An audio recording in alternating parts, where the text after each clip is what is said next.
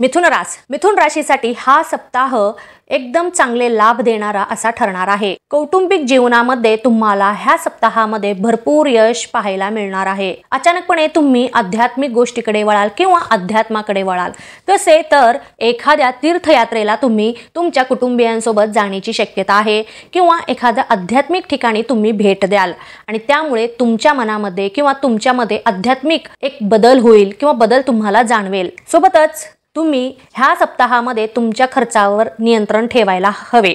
सोबतच अचानकपणे धनलाभ होण्याची ही दाट शक्यता आहे, त्यामुळे तुम्ही आर्थिक बचत करण्यात सफल राहाल। तुमच्या कमाईमध्ये अप्रत्यक्ष स्वरूपात भरपूर वाढ झाल्याचे तुम्हाला दिसून येणार आहे।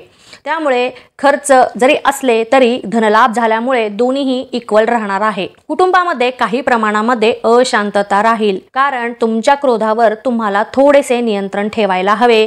तुमच्याकडून नकळतच तुम्ही एखाद्या तुमच्या नातेवाईकाचे म्हणा किंवा घरातील मंडळींचे मन दुखवण्याची शक्यता आहे आणि त्यामुळे घरामध्ये अशांतता प्रस्थापित होईल। सोबतच संपत्तीबाबत तुमच्या कुटुंबामध्ये काही गैरसमज निर्माण होतील कुटुंबासाठी, त्यामुळे सप्ताहाचा पूर्वार्ध थोडासा त्रासाचा राहणार आहे, परंतु उत्तरार्ध खूप छान आनंदी आणि शांतीपूर्वक जाईल। जर तुम्ही रिलेशनशिप मध्ये असाल तर तुम्हाला हा सप्ताह अनुकूल राहणार आहे। जे कोणी विवाह इच्छुक असतील त्यांच्यासाठी स्थळ आपण होऊन तुमच्याकडे चालत येतील आणि विवाह जुळण्याची दाट शक्यता आहे। व्यावसायिक वर्गाला त्यांच्या व्यवसायामध्ये पहिल्यापेक्षाही थोडासा विस्तार करण्याच्या जर ते प्रयत्नात असतील तर जरूर त्यांनी तुमच्या व्यवसायाचा विस्तार करावा, त्यामधून तुम्हाला आर्थिक लाभच मिळण्याची शक्यता आहे। आणि सोबतच जर तुम्ही एखादा नवीन करार किंवा एखादा नवीन डील करणार असाल तर जरूर करा, यामध्येही तुम्हाला चांगलेच परिणाम मिळू शकतील। नोकरी करणाऱ्यांना त्यांच्या नोकरीच्या ठिकाणी त्यांना प्रमोशन मिळण्याची शक्यता आहे। सोबतच ते स्वतःला सिद्ध करून दाखवतील, भाग्याची त्यांना पूर्णपणे साथ मिळेल। सोबतच तुमच्या मेहनतीला आणि समर्पणासाठी तुमच्या नोकरीच्या ठिकाणी भरभरून कौतुक होणार आहे, तरी याचा तुम्ही पुरेपूर लाभ घेण्याचा प्रयत्न करा। तरुण वर्गाला ते जे कोणतेही करिअर ते करण्याच्या विचारात असतील तर त्यामध्ये त्यांना भरपूर लाभ आणि नवीन संध्या त्यांना उपलब्ध होतील। फक्त त्यांनी त्या संधीचा कसा फायदा करून घ्यायचा ते त्यांनी ठरवावे आणि त्याप्रमाणे तुम्ही तुमच्या आयुष्याची किंवा जीवनाची वाटचाल करण्याचा प्रयत्न करा। यश नक्कीच तुम्हाला मिळणार आहे। महिला वर्गाला हा सप्ताह खूपच छान जाणार आहे, परंतु थोडासा आरोग्याची तुम्हाला काळजी घ्यावी लागणार आहे, कारण छोट्याशा काही शारीरिक कुरबुरी तुम्हाला त्रास देण्याची शक्यता आहे।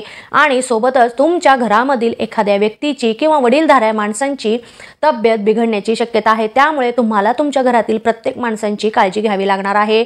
परंतु त्यांची काळजी घेत असताना तुम्ही तुमच्या आरोग्याची काळजी घेणं हे विसरून चालणार नाही। जर तुम्ही निरोगी असाल तरच तुम्ही इतरांची काळजी घेऊ शकाल, त्यामुळे प्रथम तुम्ही तुमच्या शरीराची किंवा आरोग्याची काळजी घ्या, मगच तुम्ही इतरांची काळजी घेण्यासाठी समर्थ असाल। विद्यार्थी वर्गाला हा सप्ताह थोडासा शिक्षणामध्ये दुर्लक्ष होणारा असा जाणार आहे।